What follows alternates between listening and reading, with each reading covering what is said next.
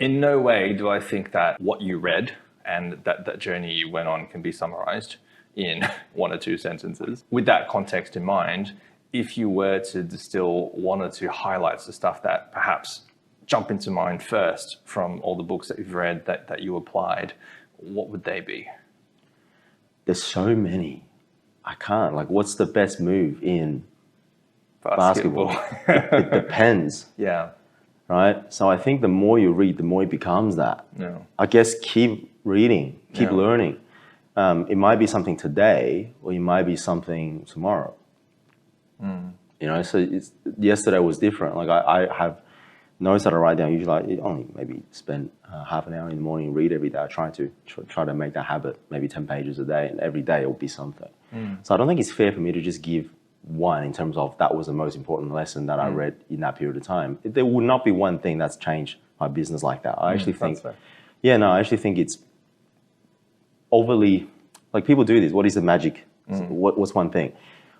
Oh, I'm so careful saying that because it depends. That's right. I think at that time for me, it was what I needed the most. But for someone else that read all the time and didn't take action, reading an extra book is not going to help you. Yeah. So what was the thing that you needed the most at the time that you found in a book? The reassurance. My biggest challenge in business till this day, till now, I guess it's got something to do with my upbringing as well. Without that father figure to give you that sense of certainty, is not knowing what to do. And being in my position, like I did a lot of things on my own, right? It wasn't like a build business. I didn't even have family to teach me. I didn't have a dad or mom to teach me how to do stuff. I figured a lot of stuff out on my own. So I was always very scared. So I would say even in business, when all these people are looking at you, you don't know what to do. And that's still till this day the hardest. Like what is the right thing to do at the next thing we do for our business when this happens, when that happens, when problems arise all the time. So when I read a lot of these books, you read some of the problems that they've had, you're having, or similar things. What's an example? The best thing that you can do for your good employees is to not burden them with the bad ones. Ask yourself the question, would you hire this person again? If the answer is no, then he should go. He or she should go.